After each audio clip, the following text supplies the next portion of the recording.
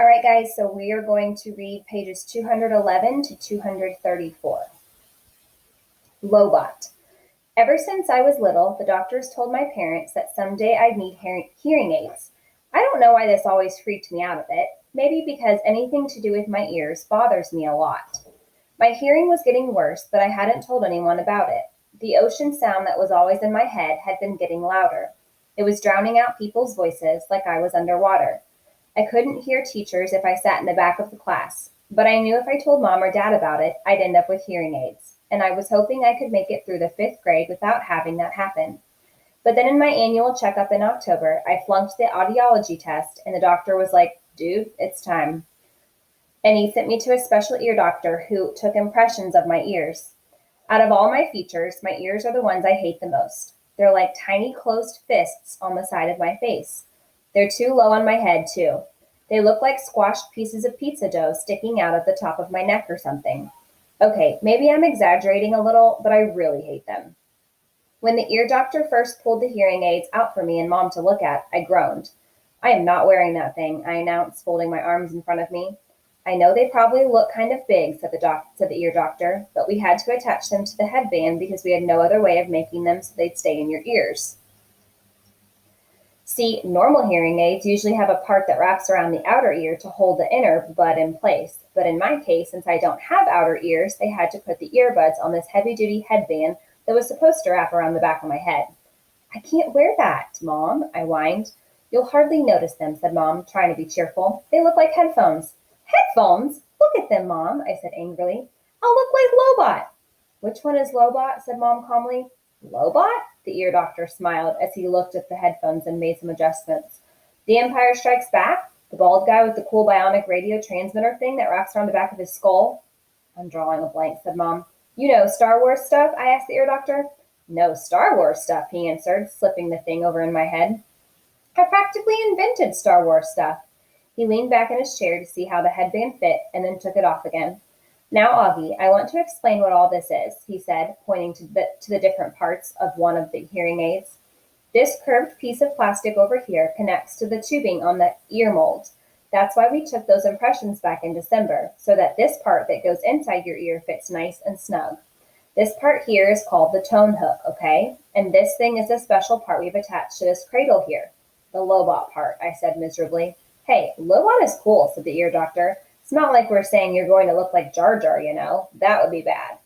He slid the earphones on my head again carefully. "There you go, August. So how's that?" "Totally uncomfortable," I said. "You'll get used to them very quickly," he said. I looked in the mirror. My eyes started tearing up. All I saw were those tubes jutting out from either side of my head like antennas. "Do I really have to wear this, Mom?" I said, trying not to cry. "I hate them. They don't make any difference." "Give it a second, buddy," said the doctor. "I haven't even turned them on yet. Wait until you hear the difference. You'll want to wear them." "No, I won't." And then he turned them on. Hearing brightly. How can I describe what I heard when the doctor turned on my hearing aids, or what I didn't hear? It's too hard to think of words. The ocean just wasn't living inside my head anymore. It was gone. I could hear sounds like shiny lights in my brain. It was like when you're in a room where one of the light bulbs on the ceiling isn't working, but you don't realize how dark it is until someone changes the light bulb, and then you're like, "Whoa, it's so bright in here." I don't know if there's a word that means the same as bright in terms of hearing, but I wish I knew one, because my ears were hearing brightly now. "How does it sound, Doggy?" said the ear doctor. "Can you hear me okay, buddy?" I looked at him and smiled, but I didn't answer. "Sweetie, do you hear anything different?" said Mom. "You don't have to shout, Mom," I nodded happily. "Are you hearing better?" asked the ear doctor. "I don't hear that noise anymore," I answered. "It's so quiet in my ears." "The white noise is gone," he said, nodding. He looked at me and winked. "I told you you'd like what you heard, August." He made more adjustments on the left hearing aid. "Does it sound very different, love?" Mom asked. "Yeah," I nodded. "It sounds lighter." "That's because you have bionic hearing now, buddy," said the ear doctor, adjusting the right side. "Now touch here." He put my hand behind the hearing aid. "Do you feel that? That's the volume. You have to find the volume that works for you. We're going to do that next. Well, what do you think?" He picked up a small mirror and had me look in the big mirror at how the hearing aid looked in the back. My hair covered most of the headband. The only part that peeked out was the tubing. "Are you okay with your new bionic Lobot hearing aids?" the ear doctor asked, looking in the mirror at me. Yeah, I said. Thank you. Thank you so much, Dr. James, said Mom. The first day I showed up at school with the hearing aids, I thought kids would make a big deal about it, but no one did. Summer was glad I could hear better, and Jack said it made me look like an FBI agent or something. But that was it. Mr. Brown asked me about an English class, but it wasn't like, what the heck is that thing on your head? It was more like, if you ever need me to repeat something, Augie, make sure you tell me, okay? Now that I look back, I don't know why I was so stressed about it all this time. Funny how sometimes you worry a lot about something, and it turns out to be nothing. Via's secret. A couple of days after spring break ended, Mom found out that Via hadn't told her about a school play that was happening at her high school the next week. And Mom was mad. Mom doesn't really get mad that much, though Dad would disagree with that. But she was really mad at Via for that. She and Via got into a huge fight. I could hear them yelling at each other in Via's room. My bionic low-body ears could hear Mom saying, "But what is it with you lately, Via? You're moody and taciturn and secretive." "What is so wrong with my not telling you about a stupid play?" Via practically screamed. "I don't even have a speaking part in it." "Your boyfriend does. Don't you want us to see him in it?" "No, actually I don't." "Stop screaming. You scream first. Just leave me alone, okay? You've been really good about leaving me alone my whole life, so why you choose high school to suddenly be interested, I have no idea." Then I don't know what Mom answered because it all got very quiet, and even my bionic low-body ears couldn't pick up the signal. My cave. By dinner, they seemed to have made up. Dad was working late. Daisy was sleeping. She'd thrown up a lot earlier in the day, and Mom made an appointment to take her to the vet the next morning. The three of us were sitting down, and no one was talking. Finally, I said, "So, are we going to see Justin in a play?" Via didn't answer, but looked down at her plate. "You know, Augie," said Mom quietly, "I hadn't realized what play it was, and it really isn't something that would be interesting to kids your age." "So I'm not invited?" I said, looking at Via. "I didn't say that," said Mom. "It's just I don't think it's something you'd enjoy." "You get totally bored," said Via, like she was accusing me of something. "Are you and Dad going?" I asked. "Dad'll go," said Mom. "I'll stay home with you." "What?" Via yelled at Mom. "Oh, great. So you're going to punish me for being honest by not going?" "You didn't want us to go in the first place, remember?" answered Mom. "But now that you know about it, of course I want you to go," said Via. "Well, I've got to weigh everyone's feelings here, Via," said Mom. "What are you two talking about?" I shouted. "Nothing," they both snapped at the same time. "Just something about Via's school that has nothing to do with you," said Mom. "You're lying," I said. "Excuse me?" said Mom, kind of shocked. Even Via looked surprised. "I said, you're lying," I shouted. "You're lying," I screamed at Via, getting up. "You're both liars. You're both lying to my face like I'm an idiot." "Sit down, Augie," said Mom, grabbing my arm. I pulled my arm away and pointed at Via. "You think I don't know what's going on?" I yelled. "You just don't want your brand new fancy high school friends to know your brother's a freak." "Augie," Mom yelled, "that's not true." "Stop lying to me, Mom," I shrieked. "Stop treating me like a baby. I'm not retarded. I know what's going on." I ran down the hallway to my room and slammed the door behind me so hard that I actually heard little pieces of the wall crumble inside the doorframe. Then I plopped onto my bed and pulled the covers up on top of me. I threw my pillows over my disgusting face and then piled all my stuffed animals on top of the pillows like I was inside a little cave. If I could walk around with a pillow over my face all the time, I would. I don't even know how I got so mad. I wasn't really mad at the beginning of dinner. I wasn't even sad. But then all of a sudden, it all kind of just exploded out of me. I knew Via didn't want me to go to her stupid play, and I knew why. I figured Mom would follow me into my room right away, but she didn't. I wanted her to find me inside my cave of stuffed animals, so I waited a little more, but even after 10 minutes, she still didn't come in after me. I was pretty surprised. She always checks on me when I'm in my room, upset about stuff. I pictured Mom and Via talking about me in the kitchen.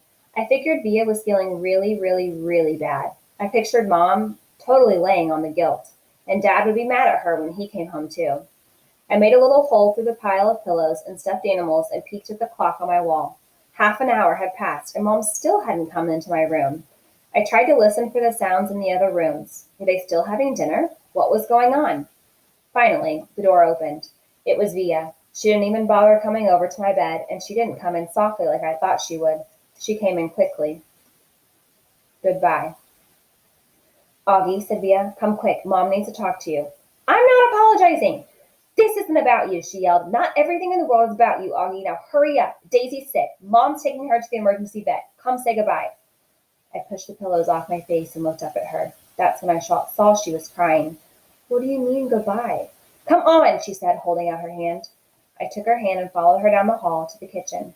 Daisy was lying down sideways on the floor with her legs straight out in front of her.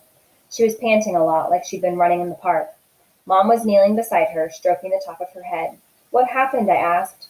She just started whimpering all of a sudden, said Via, kneeling down next to Mom. I looked down at Mom, who was crying too. I'm taking her to the animal hospital downtown, she said. The taxi's coming to pick me up.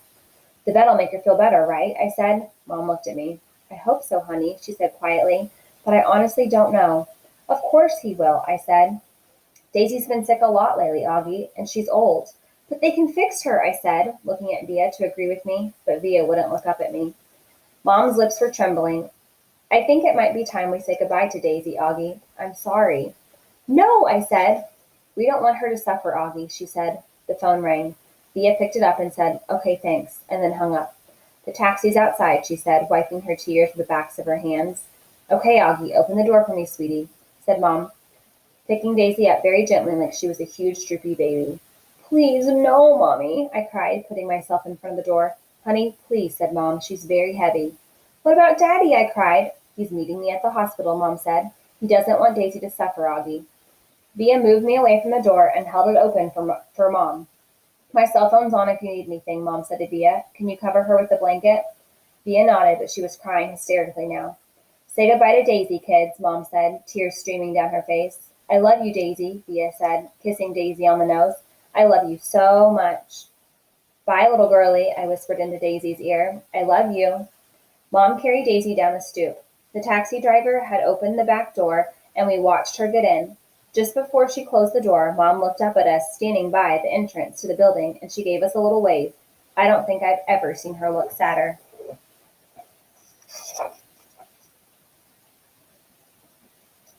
I love you, Mommy, said Via. I love you, Mommy, I said. I'm sorry, Mommy. Mom blew a kiss to us and closed the door. We watched the car leave, and then Via closed the door. She looked at me a second, and then she hugged me very, very tight while we both cried a million tears. Daisy's toys. Justin came over about half an hour later. He gave me a big hug and said, Sorry, Augie. We all sat down in the living room, not saying anything. For some reason, Via and I had taken all of Daisy's toys from around the house and had put them in a little pile on the coffee table. Now we just stared at the pile. She really is the greatest dog in the world, said Via. I know, said Justin, rubbing Via's back. She just started whimpering, like all of a sudden, I said. Via nodded. Like 2 seconds after you left the table, she said. Mom was going to go after you, but Daisy just started, whimpering. Like how? I said. Just whimpering. I don't know, said Via. Like howling? I asked. Augie, like whimpering, she answered impatiently.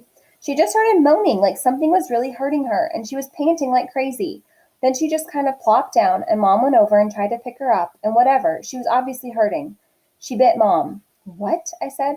When Mom tried to touch her stomach, Daisy bit her hand, Via explained. Daisy never bites anybody, I answered. She wasn't herself, said Justin. She was obviously in pain. Daddy was right, said Via. We shouldn't have let her get this bad. What do you mean? I said. He knew she was sick? Augie, Mom's taken her to the vet like 3 times in the last 2 months. She's been throwing up left and right. Haven't you noticed? But I didn't know she was sick. Via didn't say anything, but she put her arms around my shoulders and pulled me closer to her. I started to cry again. I'm sorry, Augie, she said softly. I'm really sorry about everything, okay? You forgive me? You know how much I love you, right? I nodded. Somehow that fight didn't matter much now. Was Mommy bleeding? I asked. It was just a nip, said Via, right here. She pointed to the bottom of her thumb to show me exactly where Daisy had bitten Mom. Did it hurt her? Mommy's okay, Augie. She's fine. Mom and Dad came home 2 hours later. We knew the second they opened the door and Daisy wasn't with them that Daisy was gone. We all sat down in the living room around the pile of Daisy's toys. Dad told us what happened at the animal hospital, how the vet took Daisy for some x-rays and blood work and blood tests, then came back and told them she had a huge mass in her stomach. She was having trouble breathing. Mom and Dad didn't want her to suffer, so Daddy picked her up in his arms like he always liked to do, with her legs straight up in the air, and he and Mom kissed her goodbye over and over again and whispered to her while the vet put a needle into her back leg. And then after about a minute, she died in Daddy's arms. It was so peaceful, Daddy said. She wasn't in any pain at all, like she was just going to sleep. A couple of times while he talked, Dad's voice got trembly and he cleared his throat. I've never seen Dad cry before, but I saw him cry tonight. I had gone into Mom and Dad's bedroom looking for Mom to put me to bed, but saw Dad sitting on the edge of the bed, taking off his socks. His back was to the door, so he didn't know I was there. At first I thought he was laughing because his shoulders were shaking, but then he put his palms on his eyes and I realized he was crying. It was the quietest crying I've ever heard, like a whisper. I was going to go over to him, but then I thought maybe he was whisper crying because he didn't want me or anyone else to hear him. So I walked out and went to Via's room, and I saw Mom lying next to Via on the bed, and Mom was whispering to Via, who was crying. So I went to my bed and put on my pajamas without anyone telling me to, and put the night light on and turned the light off and crawled into the little mountain of stuffed animals I had left on my bed earlier. It felt like that all had happened a million years ago. I took my hearing aids off and put them on the night table and pulled the covers up to my ears and imagined Daisy snuggling with me, her big wet tongue licking my face all over like it was her favorite face in the world. And that's how I fell asleep. Heaven. I woke up later on and it was still dark. I got out of bed and walked into Mom and Dad's bedroom. Mommy, I whispered. It was completely dark, so I couldn't see her open her eyes. Mommy? You okay, honey? She said groggily. Can I sleep with you? Mom scooted over Daddy's side of the bed, and I snuggled up next to her. She kissed my hair. Is your hand okay? I said. Via told me Daisy bit you. It was only a nip, she whispered in my ear. Mommy, I started crying. I'm sorry about what I said. Shh, there's nothing to be sorry about, she said, so quietly I could barely hear her. She was rubbing the side of her face against my face. Is Via ashamed of me? I said. No, honey, no. You know she's not. She's just adjusting to a new school. It's not easy. I know. I know you know. I'm sorry I called you a liar. Go to sleep, sweet boy. I love you so much. I love you so much too, Mommy. Good night, honey, she said very softly. Mommy, is Daisy with Grands now? I think so. Are they in heaven? Yes. Do people look the same when they get to heaven? I don't know. I don't think so. Then how do people recognize each other? I don't know, sweetie. She sounded tired. They just feel it. You don't need your eyes to love, right? You just feel it inside you. That's how it is in heaven. It's just love, and no one forgets who they love. She kissed me again. Now go to sleep, honey. It's late, and I'm so tired. But I couldn't go to sleep even after I knew she had fallen asleep. I could hear Daddy sleeping too, and I imagined I could hear Via sleeping down the hallway in her room. And I wondered if Daisy was sleeping in heaven right now, and if she was sleeping, was she dreaming about me? And I wondered how it would feel to be in heaven someday and not have my face matter anymore, just like it never ever mattered to Daisy. Understudy. Via brought home 3 tickets to her school play a few days after Daisy died. We never mentioned the fight we had over dinner again. On the night of the play, right before she and Justin were leaving to get to their school early, she gave me a big hug and told me she loved me and she was proud to be my sister. This was the first time in Via's new school. It was much bigger than her old school and 1,000 times bigger than my school. More hallways, more room for people. The only really bad thing about my bionic Lobot hearing aids was the fact that I couldn't wear a baseball cap anymore. In situations like these, baseball caps come in really handy. Sometimes I wish I could still get away with wearing that old astronaut helmet I used to wear when I was little. Believe it or not, people would think seeing a kid in an astronaut helmet was a lot less weird than seeing my face. Anyway, I kept my head down as I walked right behind Mom through the long, bright hallways. We followed the crowd to the auditorium, where students handed out programs at the front entrance. We found seats in the 5th row, close to the middle. As soon as we sat down, Mom started looking inside her pocketbook. I can't believe I forgot my glasses, she said. Dad shook his head. Mom was always forgetting her glasses, or her keys, or something or other. She is flaky that way. You want to move closer, said Dad. Mom squinted at the stage. No, I can see okay. Speak now or forever hold your peace, said Dad. I'm fine, answered Mom. Look, there's Justin, I said to Dad, pointing out Justin's picture in the program. That's a nice picture of him, he answered, nodding. How come there's no picture of Via, I said. She's an understudy, said Mom. But look, here's her name. Why do they call her an understudy, I asked. Wow, look at Miranda's picture, said Mom to Dad. I don't think I would have recognized her. Why do they call it understudy, I repeated. It's what they call someone who replaces an actor if he can't perform for some reason, answered Mom. Did you hear Martin's getting remarried, Dad said to Mom. Are you kidding me? Mom answered, like she was surprised. Who's Martin, I asked. Miranda's father, Mom answered, and then to Dad, who told you? I ran into Miranda's mother in the subway. She's not happy about it. He has a new baby on the way and everything. Wow, said Mom, shaking her head. What are you guys talking about, I said. Nothing, answered Dad. But why do they call it understudy? I said. I don't know, Augie Doggy, Dad answered. Maybe because the actors kind of study under the main actors or something. I really don't know. I was going to say something else, but then the lights went down. The audience got very quiet very quickly.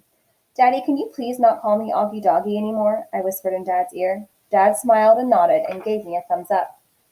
The play started. The curtain opened. The stage was completely empty except for Justin, who was sitting on an old rickety chair tuning his fiddle. He was wearing an old-fashioned type of suit and a straw hat. This play is called Our Town, he said to the audience. It was written by Thornton Wilder, produced and directed by Philip Davenport. The name of the town is Grover's Corners, New Hampshire, just across the Massachusetts line. Latitude 42 degrees, 40 minutes. Longitude 70 degrees, 37 minutes. The first act shows a day in our town. The day is May 7th, 1901. The time is just before dawn. I knew right then and there that I was going to like the play. It wasn't like other school plays I'd been to, like The Wizard of Oz or Cloudy with a Chance of Meatballs. No, this was grown-up seeming, and I felt smart sitting there watching it. A little later in the play, a character named Mrs. Webb calls out for her daughter, Emily. I knew from the program that was the part Miranda was playing, so I leaned forward to get a better look at her. That's Miranda, Mom whispered to me, squinting at the stage when Emily walked out. She looks so different. It's not Miranda, I whispered. It's Via. Oh my God, said Mom, lurching forward in her seat. Shh, said Dad. It's Via, Mom whispered to him. I know, whispered Dad, smiling. Shh. The ending. The play was so amazing, I don't want to give away the ending, but it's the kind of ending that makes people in the audience teary. Mom totally lost it when Via, as Emily, said, Goodbye, goodbye, world. Goodbye, Grover's Corners, Mama and Papa. Goodbye to clocks ticking and Mama's sunflowers, and food and coffee, and new iron dresses and hot baths, and sleeping and waking up. Oh, Earth, you're too wonderful for anybody to realize you. Via was actually crying while she was saying this, like real tears. I could see them rolling down her cheeks. It was totally awesome. After the curtain closed, everyone in the audience started clapping. Then the actors came out one by one. Via and Justin were the last ones out, and when they appeared, the whole audience rose to their feet. Bravo! I heard Dad yelling through his hands. Why is everyone getting up? I said. It's a standing ovation, said Mom, getting up. So I got up and clapped and clapped. I clapped until my hands hurt. For a second, I imagined how cool it would be to be Via and Justin right then, having all these people standing up and cheering for them. I think there should be a rule that everyone in the world should get a standing ovation at least once in their lives. Finally, after I don't know how many minutes, the line of actors on stage stepped back and the curtain closed in front of them. The clapping stopped and the lights went up and the audience started getting up to leave. Me and Mom and Dad made our way to the backstage. Crowds of people were congratulating the performers surrounding them, patting them on the back. We saw Via and Justin at the center of the crowd, smiling at everyone, laughing and talking. Via! Shouted Dad, waving as he made his way through the crowd. When he got close enough, he hugged her and lifted her off the floor a little. You were amazing, sweetheart. Oh my God, Via, Mom was screaming with excitement. Oh my God, oh my God. She was hugging Via so hard I thought Via would suffocate, but Via was laughing. You were brilliant, said Dad. Brilliant, Mom said, kind of nodding and shaking her head at the same time. And you, Justin, said Dad, shaking Justin's hand and giving him a hug at the same time. You were fantastic. Fantastic, Mom repeated. She was honestly so emotional she could barely talk. What a shock to see you up there, Via, said Dad. Mom didn't even recognize you at first, I said. I didn't recognize you, said Mom, her hand over her mouth. Miranda got sick right before the show started, said Via, all out of breath. There wasn't even time to make an announcement. I have to say she looked kind of strange because she was wearing all this makeup and I'd never seen her like this before. And you just stepped in there right at the last minute, said Dad. Wow. She was amazing, wasn't she, said Justin, his arm around Via. There wasn't a dry eye in the house, said Dad. Is Miranda okay, I said, but no one heard me. At that moment, a man who I think was their teacher came over to Justin and Via, clapping his hands. Bravo, bravo, Olivia and Justin. He kissed Via on both cheeks. I flubbed a couple of lines, said Via, shaking her head. But you got through it, said the man, smiling ear to ear. Mr. Davenport, these are my parents, said Via. You must be so proud of your girl, he said, shaking their hands with both his hands. We are. And this is my little brother, August, said Via. He looked like he was about to say something, but suddenly froze when he looked at me. Mr. D, said Justin, pulling him by the arm, come meet my mom. Via was about to say something to me, but then someone else came over and started talking to her, and before I knew it, I was kind of alone in the crowd. I mean, I knew where Mom and Dad were, but there were so many people all around us, and people kept bumping into me, spinning me around a bit, giving me that 1-2 look, which made me feel kind of bad. I don't know if it was because I was feeling hot or something, but I kind of started getting dizzy. People's faces were blurring in my head, and their voices were so loud it was almost hurting my ears. I tried to turn the volume down on my low-bought ears, but I got confused and turned them louder at first, which kind of shocked me. And then I looked up and didn't see Mom or Dad or Via anywhere. Via, I yelled out. I started pushing through the crowd to find Mom. Mommy! I really couldn't see anything but people's stomachs and ties all around me. Mommy! Suddenly, someone picked me up from behind. Look who's here, said a familiar voice, hugging me tight. I thought it was Via at first, but when I turned around, I was completely surprised. Hey, Major Tom, she said. Miranda, I answered, and I gave her the tightest hug I could give. All right, that is the end of this section.